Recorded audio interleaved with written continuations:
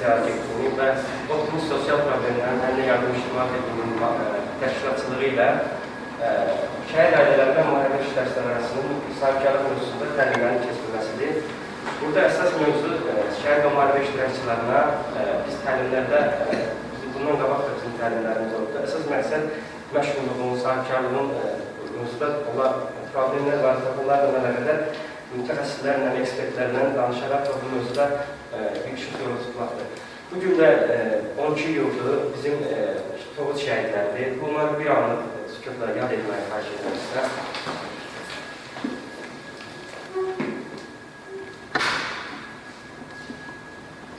Allah rəhmət etsin.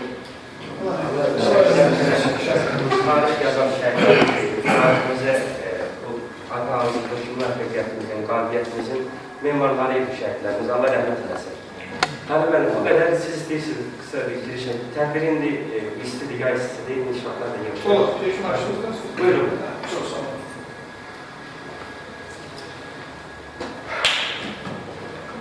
Hörmətli təlim iştirakçıları, mən də sizi salamlayıram və Adil bəy məlumat verdi. Mən təkrar yenə vurgulamaq istəyirəm ki, bizim bugünkü təlimimiz Azərbaycan Respublikasının sivil hükümət təşkilatlarına dövlət dəstəyi, maliyyə dəstəyi ilə optimist, sosial problemlərin həllinə yardım ictimai birliyinin icra elədiyi şəhid ailələri və müharibə iştirakçılarına sahibkarlıq mövzusunda təlimin keçirilməsidir.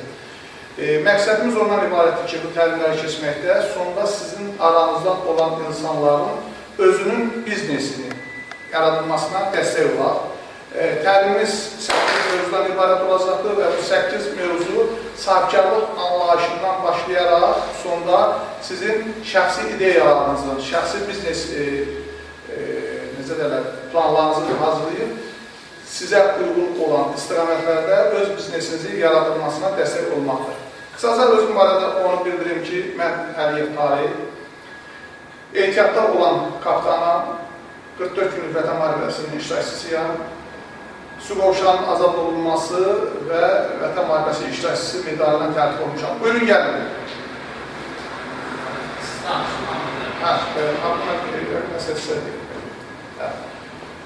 Medallarla tərtib olmuşam.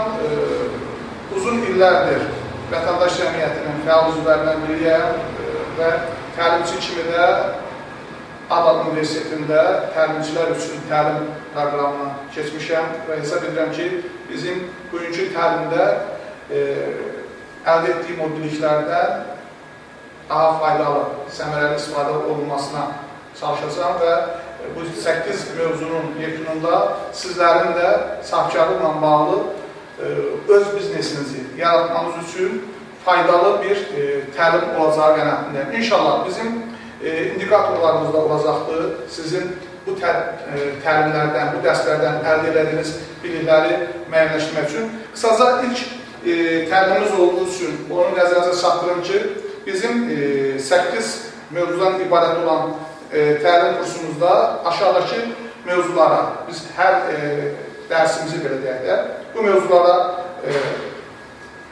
müəyyənləşdirmişik ki, bu mövzularda keçilsin. Birinci, bugünkü dərsimiz, təlimimizin mövzusu daha doğrusu sahibkarlığa giriş olacaq. Yəni, sahibkarlıq nədir? Bəzən bizə elə gəlir ki, bu anlayışlar bizim üçün çox aydındır, biz istədiyimizi eləyə bilərik.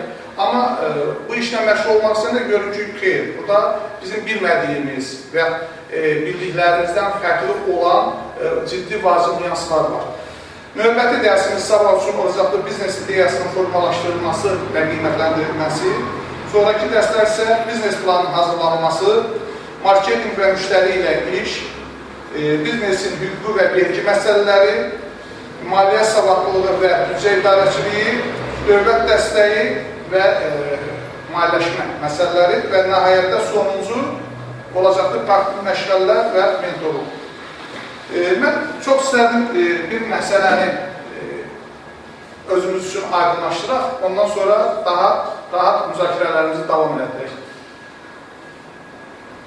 99-2000-ci illərdə mən hərbi xidmətdən qalxdıqdan sonra bir qrup zabit yoldaşlarımızla birlikdə hərbiçilərlə bağlı bir cəmiyyət yaratmışdıq. O zaman biz həm İqtisadiyyat Nazirliyinə, həm də Vergilər Nazirliyi, orada ayrı nazirliklər bunlar. əməkdaşlarla görüşümüz oldu. Onda biz özümüz üçün bir sahibkarlıqla bağlı, yəni təxris olunmuş hərbçilərin sahibkarlığı ilə bağlı dəstək istəyirdik dövlət qurumlarından ki, bizə nəzəri və praktiki məlumatlar versinlər. O zaman vergi əməkdaşı olan şəxs bir maraqlı sual verdi. Mən istəyirəm onun o sualını burada sizə ünvanlayım və bizim bu müzakirələrimiz sizinlə canlı təmaslar əsasında olsa, mən bilirəm ki, daha yadda qalınacaq və daha maraqlı olacaqdır. Sual belə idi ki, sahibkarlıq fəaliyyətdən başlamaq üçün ilk öncə nə lazımdır? Siz deyirsiniz, torpağınız var, sahibkarlıqla məşğul olması. Sahibkarlıq fəaliyyətdən başlamaq üçün birinci nə lazımdır? Sahibkar torpaqsı əkib bir il olmalıdır, nə əkirsən və onu təbii ki, ona maddi cəhətdən dəstək olmalıdır və işləməlidir, əkilməlidir. Çox sağ olun. Cənablar, siz necə düşünürsünüz? Mən düşünürəm, vəsait olmalıdır. Təşəkkür edirəm. Siz necə düşünürsünüz? Mən belə düşünürəm ki, bu sahibkar torpaqlarla Çox sağ olun. Siz necə fikirləşirsiniz? Mən düşünürəm ki, sahibkarlar tərəfindən dəstək və həmin şəxsin maddidir. Çox sağ olun. Gənclərimiz necə düşünür? Sahibkarlıq fəaliyyətlə məşğul olmaq haqqında qərar verirsiniz. Birinci planlı olmalıdır, sonra maddiyyət lazımdır, sonra da iradəyə axıra qədər getməkdir. Çox sağ olun. Siz buyurun. Mən düşünürdüm ki, birinci ideya mərhələsidir, sonra maliyyə. Birinci nə mərhələsidir? İdeya mərhələsi, sonra maliyyə. Mən belədir, daha sonra isə dövlətdən bəzi icazələri, lisenziyaları almaq. Çox sağ olun. Məncə ilk başlayan zaman bəzi plan olmalı.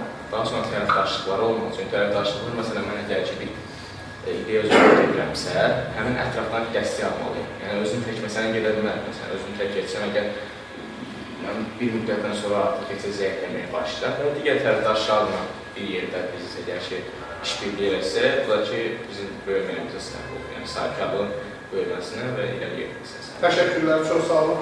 Xanımlardan fikir bildirmək istəyirəm. Siz hər şey bilirsiniz. Çox gözəl. Mən təşəkkür edirəm suallara cavab verən hər bir şəxsə və digər iştirakçılara da ki, bizi dinləyirlər. Burada mən deyərdim ki, fikirlərin əksəriyyəti yəni düzgün biznesə, sahibkarlıq fəaliyyətindən başlamağa yaxın edir və mən həmən mütəxəssisin sadaladığı ardıcılıqla biznesə başlamaq üçün nələr lazımdır, onları sadalamaq istəyirəm və görün pul neçənci yerdə. Birinci, gənclərimiz o baxımdan doğru qeyd edirlər ki, ideya lazımdır. Nə işlə mən məşğul olmaq istəyirəm? Bu çox vacib bir şeydir ki, mən hansı işi görəcəm. İkincisi, komanda lazımdır. Bu işi kimdən görəcəm? Tutanın, belə deyək, ən sadə xırda işlərdən dönərxana açmaq istəyirsən, dönərsin varmı? Bir saç bərbərxana açmaq istəyirsən, yaxşı bərbərin varmı? Bir avtomobili yumaq yeri açmaq istəyirsən, indi fikirləşsən ki, sadə bir şeydir də, amma onu da yaxşı bazarmaq lazım. Yəni, söhbət komandadan gelir. Üçüncüsü, yer lazımdır. Bu işi harada görəcəm? Dördüncüsü, avadanlıq. Mən bu işi nə ilə görəcəm? Və beşincisi, pul lazımdır. Mən bu işi hansı maliyyə ilə görəcəm? Bax, adı tezir olursun. Mustafa. Mustafa qardaşımız torpaq sahəsi var. İndi mən sizə söz verəcəm. Torpaq sahəsi var. İstəyir ki, o torpaq sahəsindən səmərəli istifadə eləsin. Orada nəsə iş görsün. Amma hələ ki, konkret bir biznes ideyası yoxdur. Yox, mənim icazə Yox, buyurun. Mənim orada hektarlarla sahəm olur. Mənim orada bir qadam olur. Əkmişəm, becərmişəm, o vaxt pomidor zada ekirdik sahədə və ahaliyə paylayırdım. Yəni o var, məndə o ideyalar, Allah hamısı hazırdır. Sadəcə orada başlamaq üçün, yeri şumlamaq üçün, traktor, o birisi.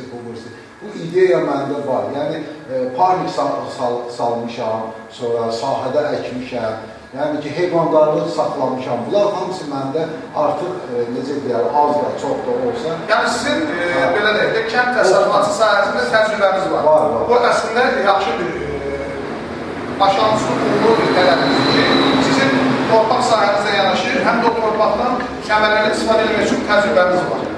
Sizin sualınızı, fikrinizi dinləyək, ondan sonra da davam edəcəm.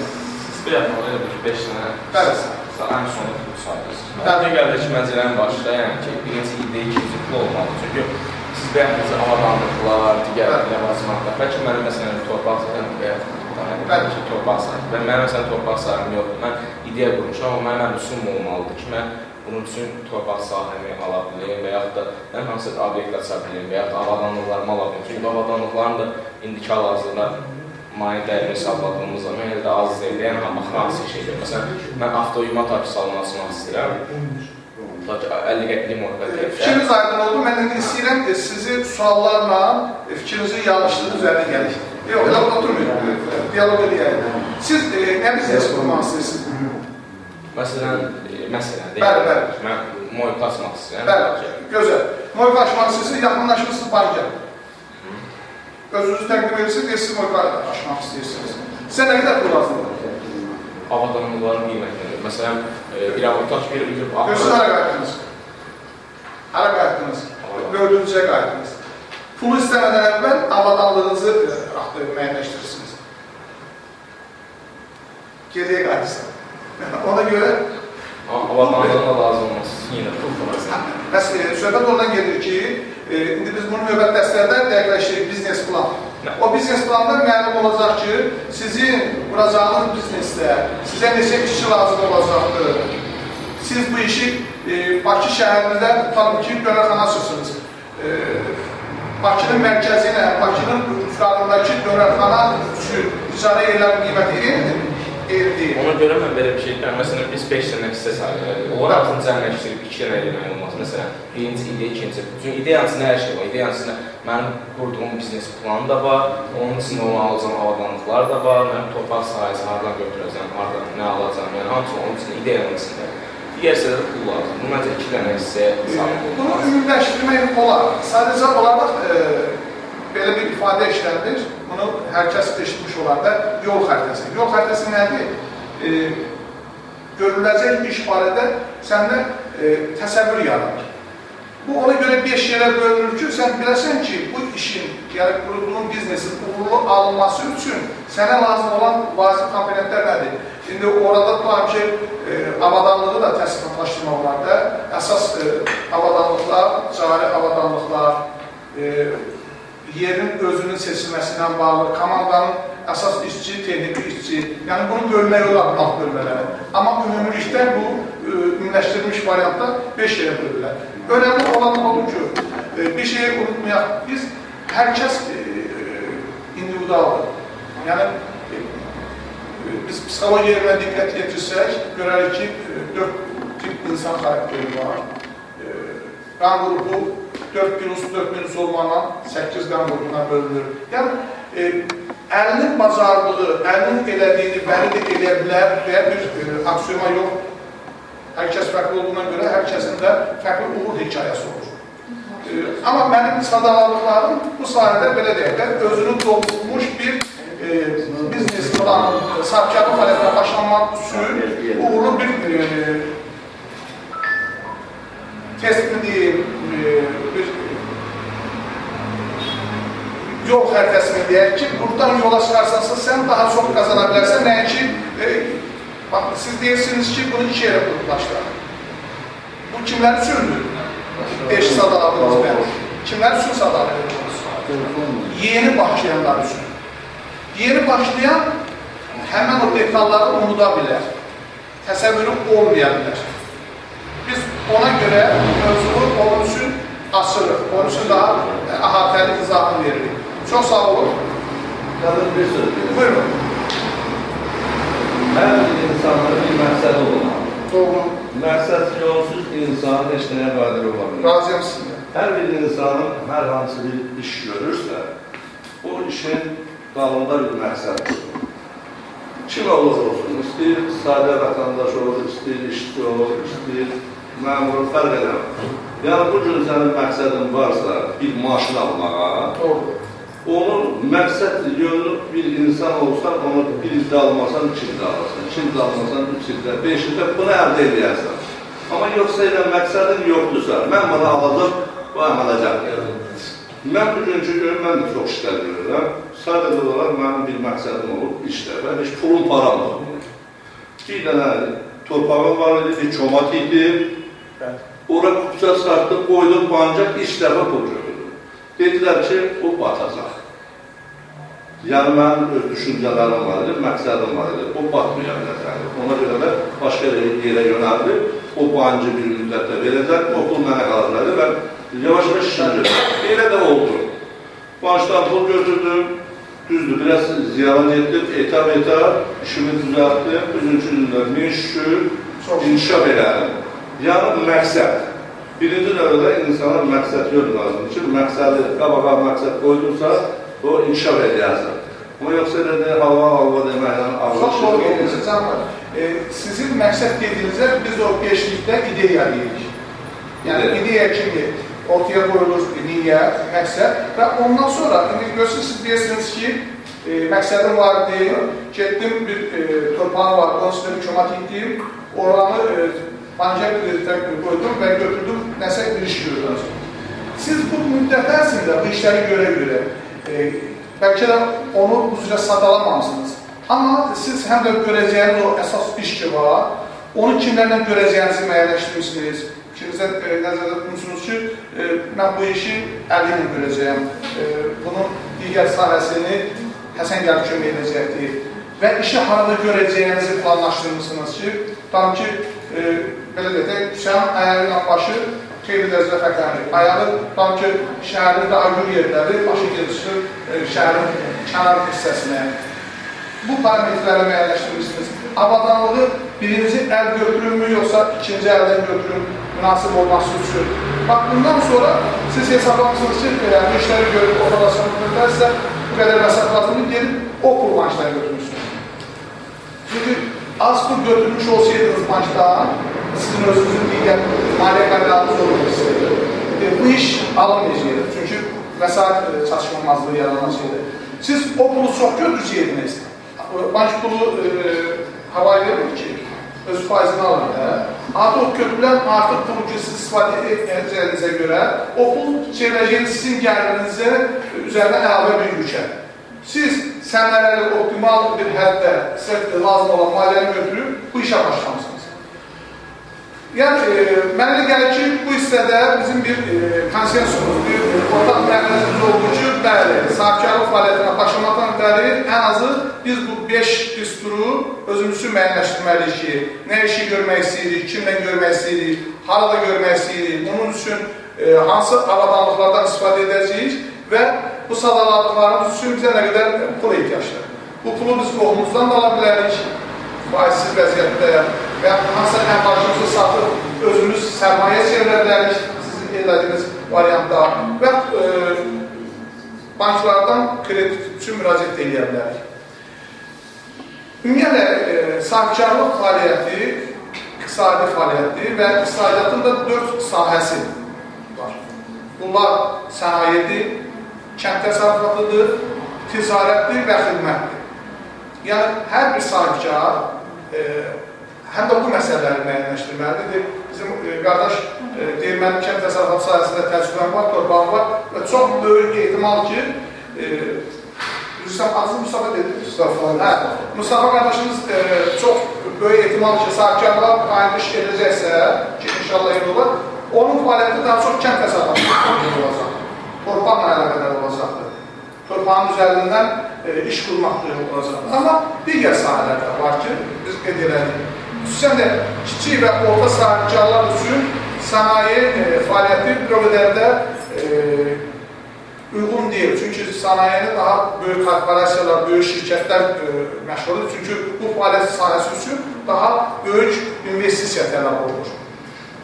Kiçik və orta biznes üçün, yəni bir nəfər sahibkarın özündən başlamış işçidən ta 5 nəfər, 10 nəfərlik komandaya qədər olan fəaliyyət, sahibkarlıq fəaliyyəti kiçik və orta biznesə aiddir ki, Bu sahədə də daha çox yenə də məşğulluq olur kənd təsərrüfatında, ticarətdə və xidmət sektorunda.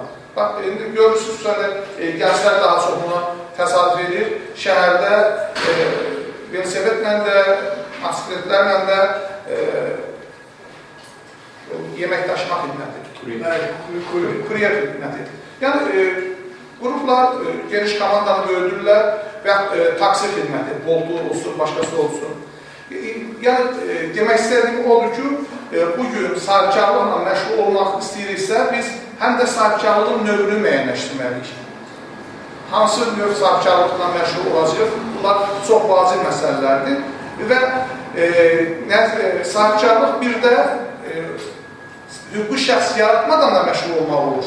Bunlar da çox vacib olan məsələlərdir. Bir də hüquqi şəxs yaratmaqla. Hüquqi şəxs yaratmadan sahibkarlıq fiziki sahibkarlıq adlanır. Yəni, vətəndaş məşğul olduğu sahibkarlıq fəaliyyəti üzrə dövlətin vergi orqanlarından mühürünü alır, yəni özünü fiziki şəxs kimi sahibkarlıq fəaliyyətini təsdiqləyir və eyni zamanda maraqlısı elə danışır. Fiziki şəxs kimi mühürünü alır, bankda hesab açır, əməlliklarının çoxunu. İndi demək olar ki, getdikcə bunu özünüzlə iş prosesində olan adamlar daha çox hiss edir ki, indi demək olar ki, əməliyyatlar dayanmış vəziyyətlədir. Əməliyyatların böyük hissəsi artıq köçürmə yolundan, yəni bank üzərindən olan xidmətlərlə gedir ki, bunun üçün sahibkarın həm də bir bank hesabı olmalıdır. Ondan sonra artıq sahibkar məşğul olduğu biznes növünə görə kreditdə də girə bilir, müxtəlif tenderlərə müraciət edir, dövlət və qeyri-dövlət tenderlərdə iştirak edir, öz fəaliyyətini şaxələndirir, genişləndirir. Və bir də var, hüquqi şəxs yaratmaq. Bugün Azərbaycanda sahibkarlıq subyekti kimi hüquqi şəxsdə MMC formasında yaradılır.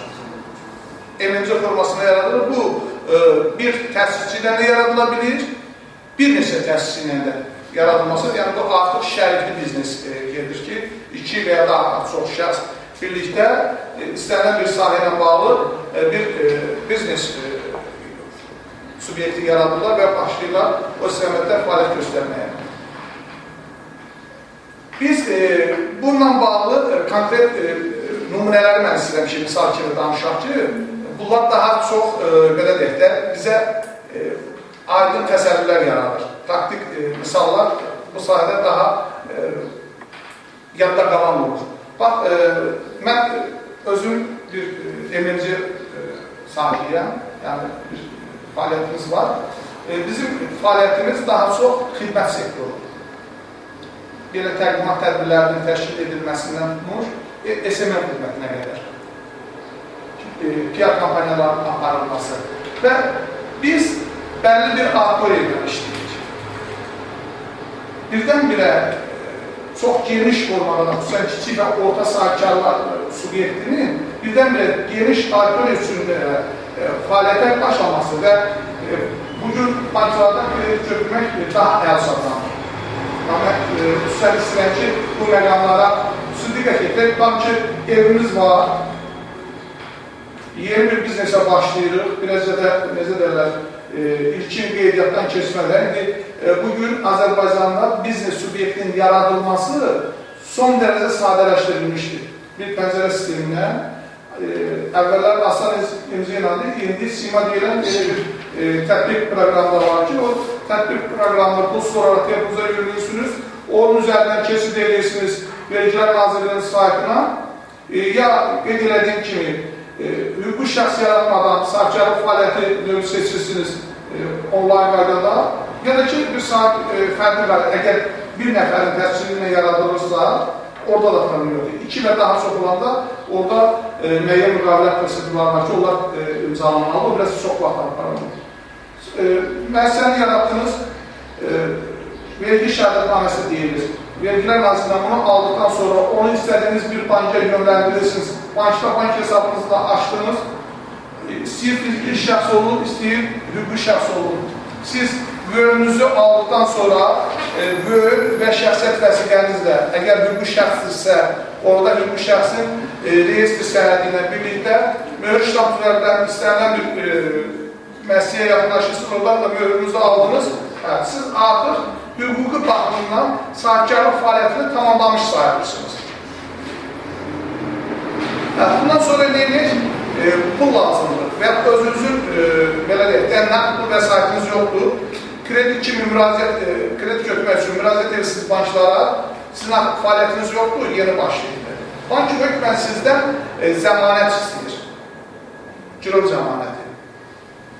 O zaman, dediyim kimi, siz ev əmlakınız olsun, torpaq əmlakınız olsun və bahalı avtomobil olsun, bunu girov göstərərək bankdan kredi götürürsünüzsə, siz hələ məhsul istehsal etməmişsinizsə, siz öz bugünkü mövzumuz sahibkarlığa giriş və sahibkarlığa anlaşıldığına görə mən əslində bundan sonra da keçiriləcək dərslərin ümumi təsəvvürünüz üçün bir icmal xarakteri danışıram ki, tam prosesə adaptasiya olunar və ondan sonra artıq növbəti dərslərdə biznes ideyasından tutmuş, marketinq və müştərilərlə iş ayrıca olacaqdır, büdcə və maliyyə savadlığı bölməsi ayrıca olacaqdır. Bunların hamısına biz təkrarən ayrılıqda qayıdacaq. Amma indi nəzərinizə çatdırmaq istədiyim əsas məqam ondan ibarətdir ki, yeni dediyim kimi o hüquqi prosedurların keçirilməsi çox rahat olduğuna görə birdən-birə bu proses tamamlandıqdan sonra mənə nə lazımdır? İşi başlatmaqdan bəri pul. Bəzən yanlış başlanış harada olur. İnsanlar xoşgördə hər şeyin təzəsini. Ki, mən xüsusən də özümüzə aid olan bir iş görmək istəyəndə istəyim ən yaxşısından olsun. Ən təzə ilə işlənmişin arasında 2-3 qat. Xüsusən də bunu gəlsələr yaxşıdır, yaşlı nəsildə bugün girdik mağazindən bir telefon alırıq. Qiyməti tutar ki 800.000 manat telefon. Bir həftədən sonra ehtiyac olur ki, bizə başqa yaxşı bir şey üçün, mən ssenariləri düşünmürəm. Zəlzələ yaxarlarından asılı olmayan biz o telefonu satmaq istəyirik. O telefonu nə qədər üstünə satırıq? Gedirik istəyirlər o telefonu alamamazıya, deyirlər ki, arkadaş, bu artıq asılıqdır, danışılıqdır, filandır. Yarı-yarıya qiymət öldürülür. Yəni, bax, bu baxımdan məsləhət olan budur ki, sahibkarlıq fəaliyyətinə yeni başlayan subyektlər tutan ki, başlandığı istəyirdən siz dönər şəbəkəsi yaratmaq istəyirsiniz. Belə bir ideyanız var, belə bir arzunuz var. Bunu birdən-birə 10 yerdə dönər məntəqələrin açmadınız, o qədər də məsləhətli olmaya bilər. Çünki siz bu işdə yenisiniz artıq. Və bunun onun üçün də yeni avadanlığın alınması, bir günlər sabahsız o işdə istədiyiniz pulu əldə eləməyəndə, o işdən geri çəkilmək istəyəndə aldığınız yeni avadanlığı məcbursunuz yarı qiymətinə satasınız. Amma işlənmiş ikinci əl deyilikdə, bazarda ikinci əl məhsul var. Sən də bu texnikada daha çox özünü doğrulur. İkinci əl məhsullarının bazar qiyməti bəzən elə olur ki, aldığından daha sata bilirsən. Alırsan 100 manata, elə olur ki, müştəri düşür, sən onu 110 manata da sata bilirsən və hətta ki, 90 manata, elə 100 alır, 100-ə də satırsan bir müddət işlətdikdən sonra. Burada daha çox ikinci əl avtomobillərdə bu özünü göstərirlər. Maşını da alırsan, ki 5.000 manata, 10.000 manata, bir il yarı sürəndən sonra təxminən o qiyməti yanından biraz daha aşağı satsan, bir o qədər getirmirsən. Amma təzə alınmış avtomobili bir il sürdükdən sonra alınan qiymətə satmaq olur. Yəni, bu baxımdan yeni biznesə başlayan subyektlər üçün, görürsünüz, ifadələr diqqət edin, kiçik, orta biznes subyektləri, KOBİ deyirlər, kiçik və orta biznes subyektlər üçün, hətta ölkəmizdə müəyyən bu sektoru dəstəkləmək üçün evlər yaradılıqdır, KOBİ evlər. Bəli, yəni kiçik və orta biznesin dəstəklənməsi ilə bağlı. Niyə bu qaydadadır? Çünki fikriniz var, Nəzən Hanım? Onlara daha yaxşı keyfiyyətli olmaq göstərək. Yəni, hər dəfəsində bizi seçəcəklər. Məsələn, daha fərqli olduğumuzu görəcəklər. Yəni, onlara şəffaf şəkildə olan hər şeyi Müştərinin oyanması. Məmnuniyyət. Çox sağ olun. Buyurun, əyləşin. Bizim hərbiçi qardaşlarımız bu sözü biz başqa cürə eşitmişik orduda.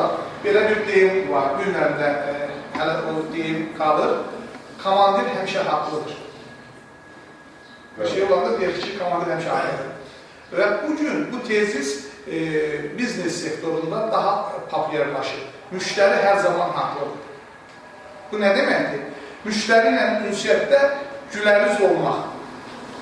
Müştəri ilə davranış zamanı onu heç bir halda incidəcək, onu necə deyirlər, sizin xidmət və ya ticarət obyektindən bir daha geri dönməmək şərtindən uzaqlaşdırılacaq rəftarın edilməməsi. Bugün, yəqin ki, əksəriyyətiniz bu xidmətlərdən istifadə eləmişsiniz.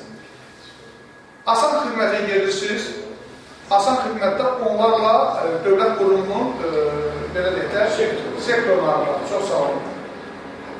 Gedirsiniz, orada bir işinizin arxasınıza o işiniz alınmır.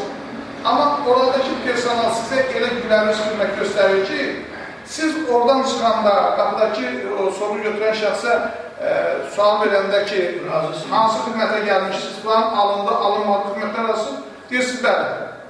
Çünki sizə yox sözünü gülər üzmə dedilər və izah edir. Amma siz tutanım ki, notariusa gedirsiniz. Asan xidmətdə yox ha, kənarda olan notarial kontora. Gedirsiniz, saatlarla gözləyirsiniz, növbəniz çatır, o işi görürsünüz, çıxırsınız, çıxanda deyirsə Allah kəsin onu. Niyə? Çünki o qədər stresli, o qədər yorucu olur, yerindəki istəyir o qeydiyyat aparan xanımdan, istəyir möhür vuran müəllimə və xanıma qədər elə davranış sərgilirlər ki, sanki haqqın olmayan yerə borcu getmişsən.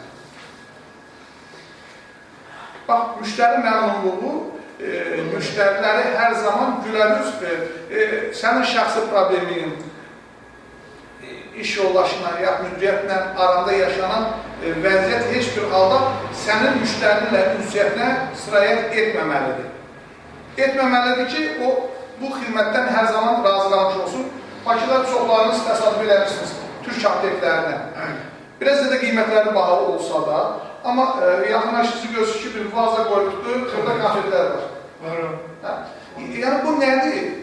İstəyir o danışıq tərzindən tutmuş olsun, istəyir orada, hətta bəzi yerlərdə çay da verirlər. Bax, müştəri məmnunluğu deyilən, bunlar çox vacib bir şeydir. Üstədə yeni başlayanlar üçün marketing aparılmasıdır, budur. Və bir də brend məsələləri. Düzdür, kiçik biznes subyekti üçün brend anlayışı biraz yaxşı düşünür, çünki bir küçənin trendində olan bir moykanın və ya bir dənə dönər yerinin xüsusi bir brendinə nə ehtiyacı var? Amma indi bilirik ki, zamanəmiz nə zamanəsidir? İnternet zamanəsidir.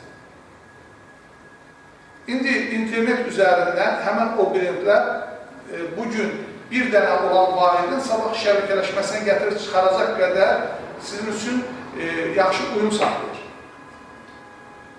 Brendlərin olması işin daha ciddiyə alınması anlamına gəlir. İşin böyük hədəflərinin olması anlamına gəlir ki, bu işi görən şəxs öz biznesini böyütmək istəyir.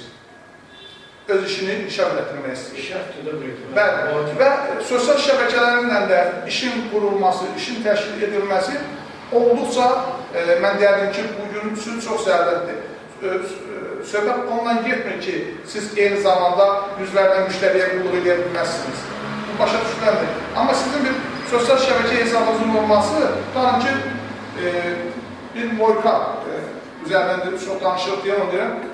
Daimi gələn müştəriləriniz var, zəng vurur ki, mən təcil toya getməliyəm, biraz yatıb qalmışam, gələnlərim rayondan edib, gəl çıxmışam, mənim maşınımı tez bazar yola salmaq lazımdır. Adam sizin obyektə yaxınlaşmadan öncə sizinlə yazışa bilər, əlaqə saxlaya bilər. Və yaxud saç bərbəri olsun, istər qadınlar üçün, istər kişilər üçün. Yenə də oxşar situasiyada harasa tələsirəm, təcili mənə lazımdır. Boşsunuz yoxsa mən başqa yerə gedim. Bax, bunun üçün o brendin olması və sosial şəbəkə hesablarının olması olduqca lazımdır. Yenə deyirəm, elə biznes subyektlər var ki, onların birdən-birə böyüdülməsi olmasa da, amma bunlar bütün hallarda sizin biznesiniz üçün, sizin fəaliyyətiniz üçün olduqca faydalı olan məsələlərdir. Biz sahibkarlıq fəaliyyətinə başlanması üçün lazım olan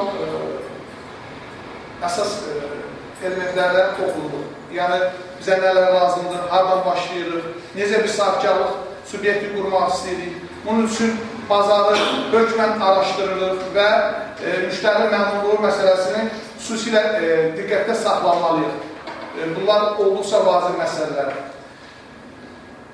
Bir də bu işləri görmək üçün, bu fəaliyyəti təşkil etmək üçün əsas məsələ bunun sonraki fəaliyyət dövrüdür.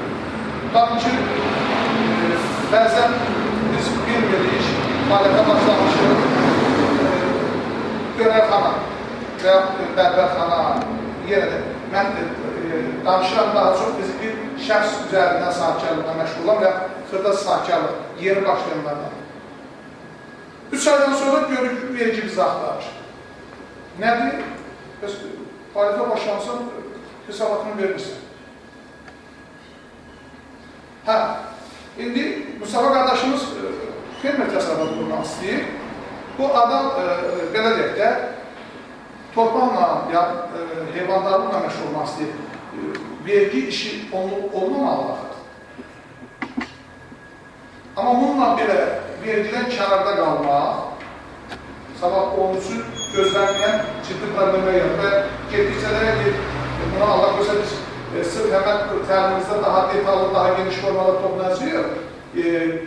Birinci dəfə baş verirsə, ikinci dəfə təkrar baş verirsə, əgər bu sahibkarlıq subyekti hüquqi şəxsdirsə, sahibkarlıq subyekti hüquqi şəxs olanda onun cərimələri daha da artıq olur. Bax, bütün bu çətinliklərlə qarşılaşmamaqdan ötəri hökmən maliyyə savadlığı deyilən bir məsələ var. Bunu özümüz bacarmasa, boyunlaşdırmışdı, ayaq boyu dedik, bəli. Hər ay qızmağa təlimatı ödəyildi, boyunlaşdırmışdı. O, siz hər ay nədir? Sizin fəaliyyət növünüz nə edir? Onu deyim. Əkinçilik, bir qavr var. Bəli, yəni stabil, amma elə fəaliyyət var ki, orada gəlir, aydan aya dəyişirədir. Sanki taksi sürücüsü bir ay 150 manatlıq xidmət göstərə bilər, bir ay 300 manat. O bizə də aiddir.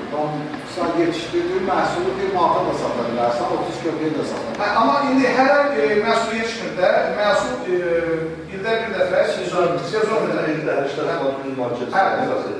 yəni ona görə sizdə o stabil, məntəqəmə gətirir, stabil olması.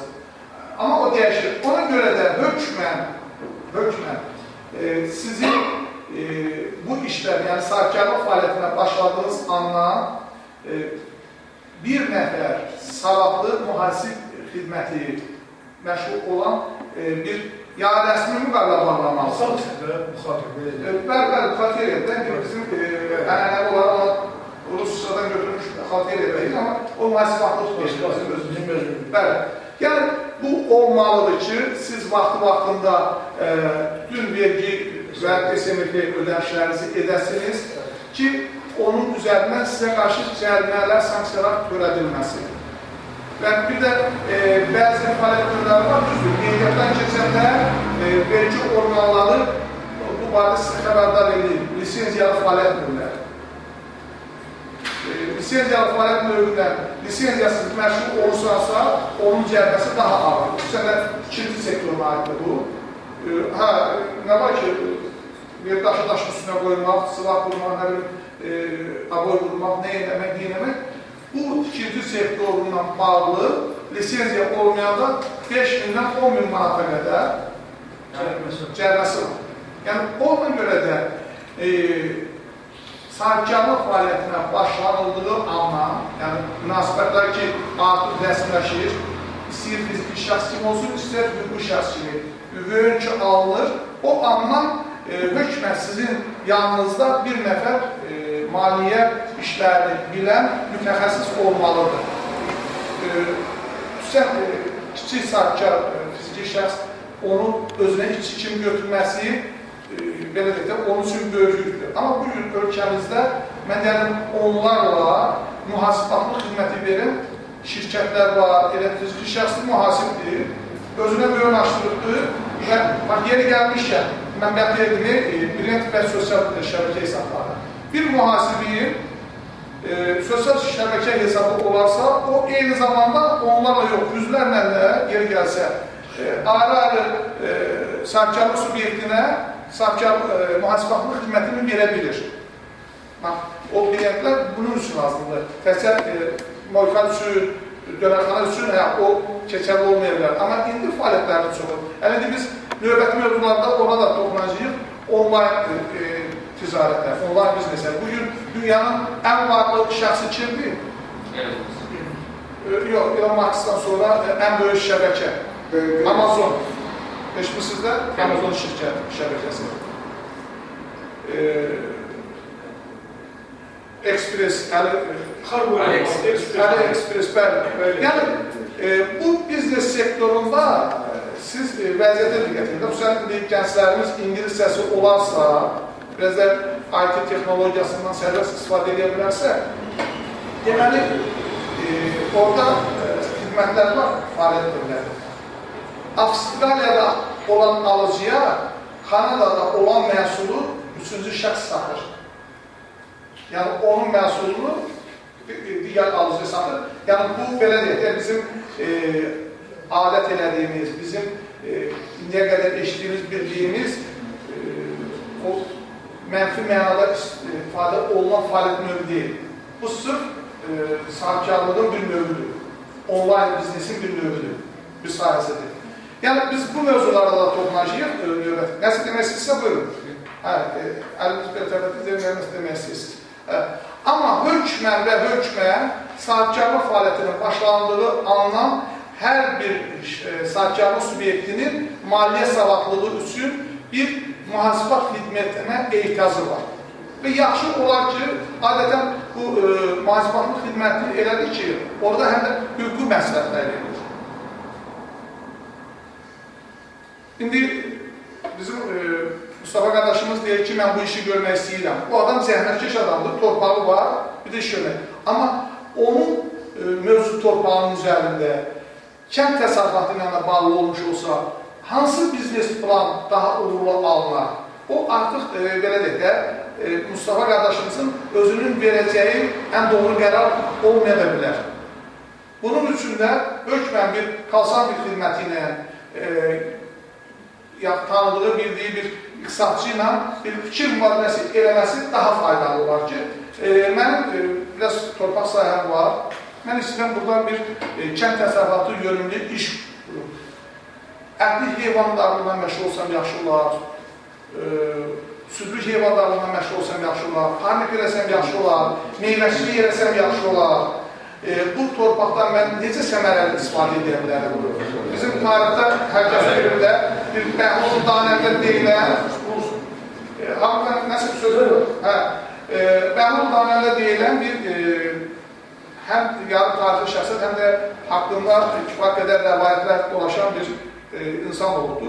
Deyək, bir gün iki nəfər yaxınlaşır buna, biri deyir ki, ey Bəhlul Danəndə, divanəndə, mənə bir məsləhət ver, mən biraz pulum var, istəyirəm bizneslə məşğul olan. Deyir ki, sarımsaqalı solana. Bir də gəlir, ey Bəhlul Danəndə, mənə bir məsləhət ver, biraz pulum var, istəyirəm ki, pul qoyun, pul götürüm. Deyir ki, daş al, kömür al, dəmir al. Bunlar ikisi də elə təsadüfən söz vaxtına çəkən yay ayı olur. Bu sarımsaqla soğan sarımsağı soğanı düzəlir, 2 həftədən, 3 həftədən sonra bunu qoyduğu maya batır. Gəlir, həmən adam Bəhlul Danəndə evini yıxılsın, nə məsləhətini mavi verdim? Deyirsən, mənə divanəndə deyildim, dəli. Mən də sadəcə dəli məsləhəti verdim. O, Danəndə deyən adam isə dəmirə kömürə verir, üzü payza çönəndə artıq havalar soyuyur, bunun dəmirini alıb pes bağlayırlar, kömürünü də alırlar, dökləsinə yandırırlar və bu 200 dəfə artıq kar edir. O buna təşəkkür eləyəndə, deyir ki, mən ağlı verdim, mən də sənə ağlı məsləhət verdim. Nə edir, bura nə halət ki, gəl mənə təşəkkür etsən. Yəni, Bax, o məsləhət verilməsi çox vacib bir şərtdir. Ona görə də bugün dünyada biznesi xüsusi bir qoluna çevrilən, kifayət qədər populyar olan biznes fəaliyyətlərindən biri də konsalting xidmətidir. Ora hüquqi məsləhətdən tutmuş, iqtisadi məsləhətə qədər, maliyyə məsləhətinə qədər, yəni bunların hər biri bu xidmət sahəsinin içərisinə daxildir. Bu baxımdan çox yaxşı olar ki, bəzən biz nə edirik də, elə hesab edirik ki, bizim o ağla, o dəstəyə ehtiyacımız yoxdur, qənaət etmək istəyirik. Amma işi elə bir yerə gətirib çıxarılır ki, biz baxırıq ki, necə deyirlər, canımızı tutarmağın yeri yoxdur. Biz artıq yanlış hərəkətimizlə özümüzü kifayət qədər borclanmışa, hüquqi baxımından qaydaları pozmuşuq. O bayaq dediyim tikinti sektor məsələsində lisensiyamız olmadan ev tikirik, aidiyyət dövlət qurumları gəlib deyir ki, deyir burada.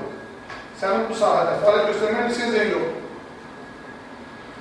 Və yaxud da ki, biz vaxtında hesabatları təqdim eləməmişik, vergi borclarımız yaranıqdır və buna görə cərimə olunma məsələsi yaranır. Bax, bütün bunlarla qarşılaşmamaq üçün hökmən qeyd elədiyim kimi bizim sahibkarlıq fəaliyyətinə başladığımız andan ciddi maliyyə hesabatlığımız olmalıdır. Və mən bir dənə misal bizim Rusiyada yaşayan Azərbaycanlarla bağlı demək istəyirəm. 2007-ci il idi, Moskvaya getmişdik. Orada tanış dəyən Azərbaycanlı olan yerlərimizlə, tanışlarımızla söhbət edəndə bunlar danışırlar ki, filankəs kənddən gələndə ağlı adam idi, işləyirdi, zəhmət çəkirdi, satıcılıqdan başladı, gəldi özünə kiçik dükanlara, orada laryok deyirlər. Özünün laryokda olduğu köşk, bəli, köşkü, yəni oranı və o danışı təzinə gətirəm ki, 2-3 sonra adam birdən-birə bankrot oldu, yəni iflas. Bir neçə belə söz deyiləndən sonra mənə bu maraqlı gəldi. Mən soruşdum ki, o adamın təhsili nədir? Deyirlər, 8-ci sinif tutarmıyor. 8-ci tutarmıyor. Baxın, biz zəhmətlə məşğul olanda üstümüzə adam yoxdur da, yapmırıq, əziyyət çəkirik, fark edən bu işləri görürük. Amma biznes elə bir şey ki, bugünlərin diqqət edərsiniz də, universitetlərin çoxunda iqtisadiyyat meneceri var. Hətta tip-tipdir, bugün səhiyyənin meneceri deyilən yeni bir səhiyyə ixtisasasıdır. Artıq iqtisadiyyat, dünya elə bir nöqtəyə gəlib çatır ki, hər bir sahədə, hər bir fəaliyyət növündə idarə etmənin özü o fəaliyyət sahəsinin əsasından ayrılmış vəziyyətdədir. Və o, dediyim, Rusiyada olan Azərbaycanlıların sonradan bizneslərin baxmasının başqa səbəbi olur ki, adam özü işləyəndə yuxusuna haram batırdı, əziyyət çəkirdi, pul qazanırdı, işi görürdü. Elə ki, bunun 2-3 obyekti olurdu, burada hökmən ondan idarə etmə sağlamlığı istənilirdi. Bu adamsa bunu bacara bilmirdi. Buradan da adamın biznesinin artıq inkişafı deyil, biznesin çöküş mərhələsi başlayırdı. Hökmən, xüsusən kiçik sahibkarlar, fiziki şəxslər, şəxsi cibindən biznes büdcəsini bir-birindən ayırmağa bacarmalıdır. Nə qədər ki, onlar qarşı düşəcəkdir, adamın o deyək xeyri ilə zərərinin fərqi ortalıqda olmayacaqdır və nəticədə bu kar edə bilməyəcəkdir. Ona görə də hər bir biznes fəaliyyətin özünün bəlli bir büdcəsi olmalıdır. Və o bəlli büdcəyə də daha çox, xüsusən kiçik bizneslə məşğul olan şəxslər öz töhfəsini verməyə bacarmalıdır. Mən bir dənə də misal Amerika təcrübəsindən demək istəyirəm. 90-cı illərin belə bir maraqlı kitabı var idi. Necə varlı olmaq olar? Yəni, Amerika təcrübəsini ağırlı adamlar o sahədə bilirlər ki, ölkəmizdə yeni bazar iqtisadiyyatı formalaşır və insanlar da öz biznesini qurmaq istəyir deyə o Amerika təcrübəsini bizim ölkəmizdə təbliğ edirdilər. O kitabda investor 2 dənə sahibkarlıq fəaliyyətinə məşğul olmaq istəyən 2 kreditorun olan müsahibəni kitabda qələmə alır Deyir, iki qrup gəldi, ailə biznesi qurmaq istəyirdilər. Biri gəldi, şərti deyirəndə 1 milyon kredi istədi. Dedim ki, pulla siz nə edirsiniz? Deyir ki, biz bu pulla avadanlıq alacağıq, bu işləri görəcəyik. Biz hətta şənbə və bazar günlərini şirkətimiz üçün pulsuz işləyəcəyik. Gündən 8 saat deyil, 12 saata qədər işləyəcəyik ki, vaxtında kreditimizi qaytaraq, artıq belə deyək də, borcdan qurtulaq. İkinci deyil, şirkət qrupu gəldi ki, 10 milyon götürmək istəyir bura. Niyə edirsiniz? Deyir, biz nəsə başlayarkən özümüzə həm də ofis tutacağıq. Ofis üçün bahalı mebel alacağıq və özümüzə əmək haqqından əlavə mükafatlar yazacağıq ki, yəni biz işləyirkən olsun ki, şirkət özümüzündür. İş yer. Deyir, mən birinci şirkətə tövsiyə elədim, kredit verilsin, ikinci şirkətə tövsiyə eləmədim. Amma deyir, onlar gedib başqa bir investordan hansısa formada inandırıb o krediti almışdılar. Deyir, mənim tövsiyə elədiyim yeni şirkət quran ailə kreditini vaxtından əvvəl qaytardılar. Çünki onlar vəsaitə qənaət edirlər. Amma deyir, başqa yerdən gelib kredit götürənlər götürdükləri pulu batırmışdılar.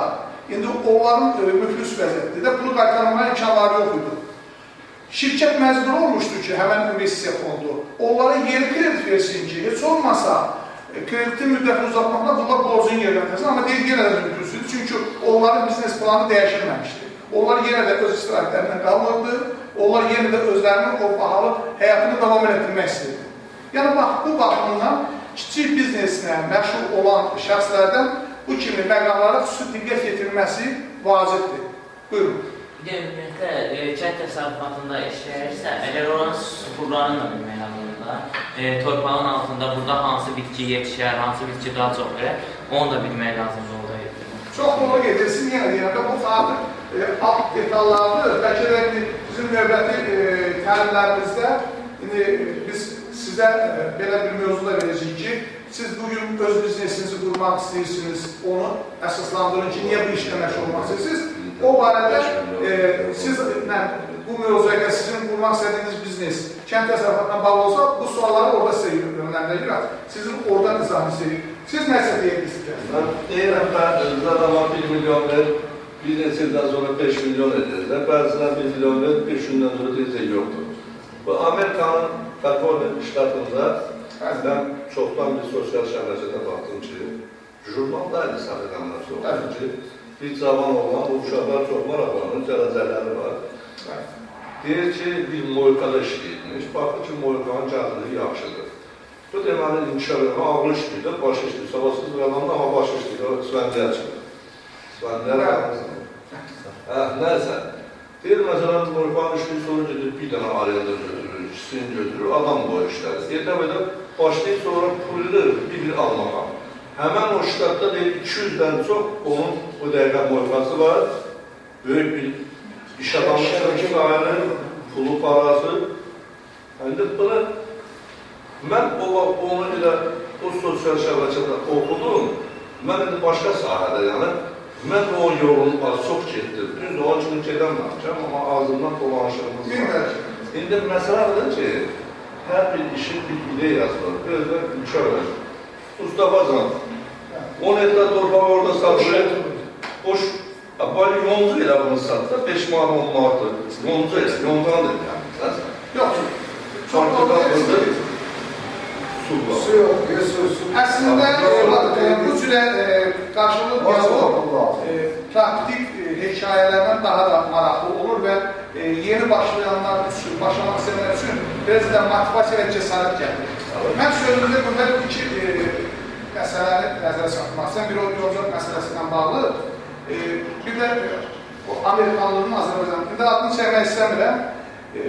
İndi Azərbaycanda çox böyük toplan satışlar, həm də özlərinin marketlər şəbəkəsi var. Şəbəkənin qurucusu zamanlığında kasıbçılığı olurdu. O marojna aparatları var ya, xaladeliklər. Bəli, tanıyım. Onun altına Pasiyonu, pasiyonu, Marojnanı onunla satırdı. bir dənə olur və özü ondan satış edilmiş. Bir müddətdən sonra el olur ki, bunun başqa bir işi çıxır ortalığa, onu verir birinə, ondan pul alır. Görür ki, bunu izarə edə verir də. Yaxşı da qazanc edədiyinə görə, yığılan bununla götürür, ikincisini alır.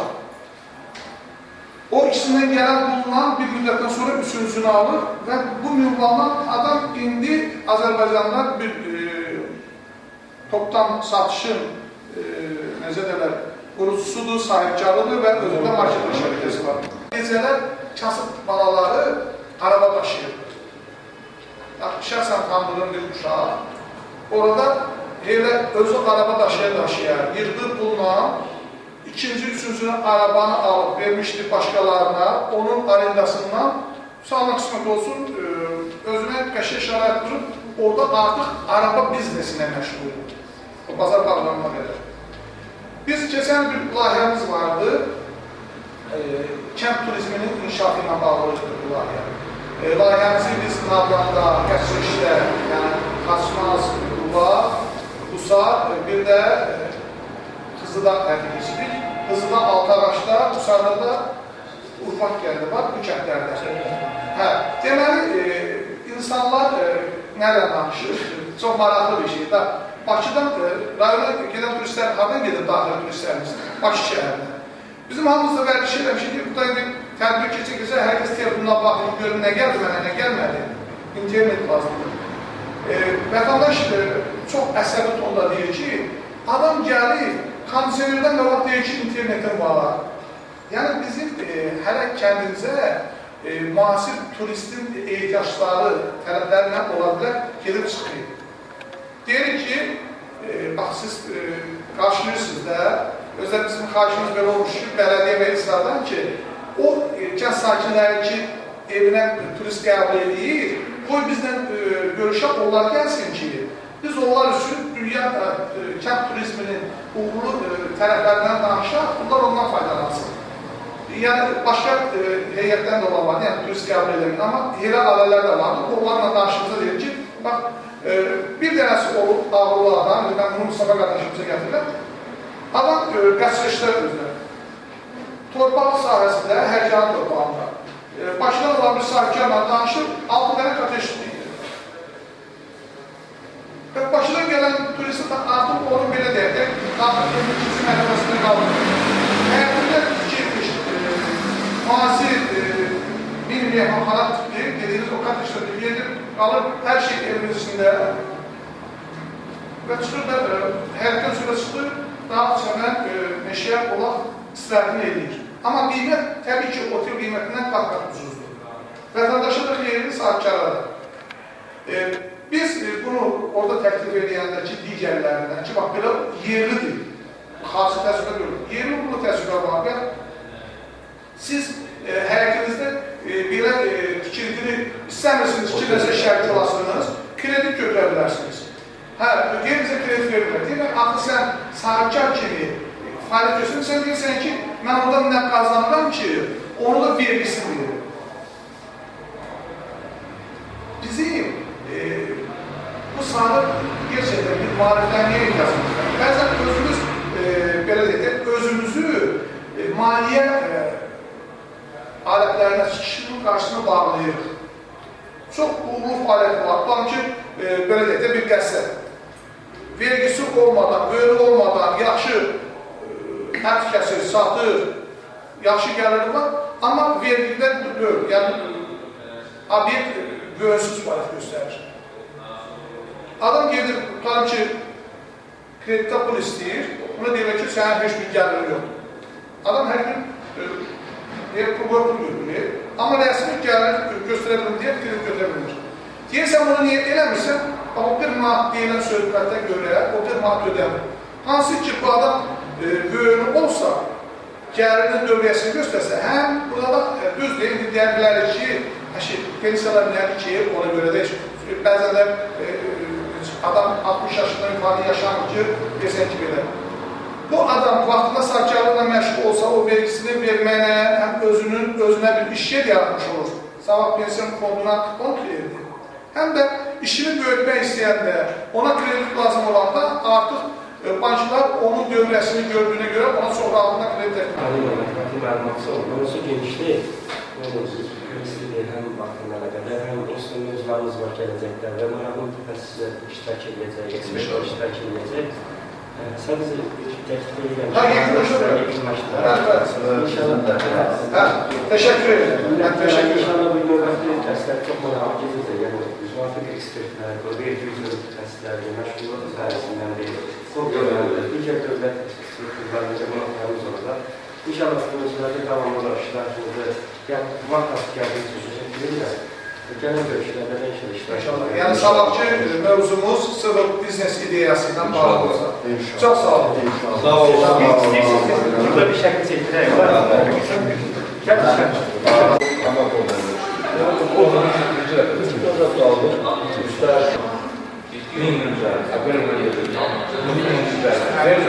Ne maşına falan uçakta kararlı gidelim. Değil de kalsın.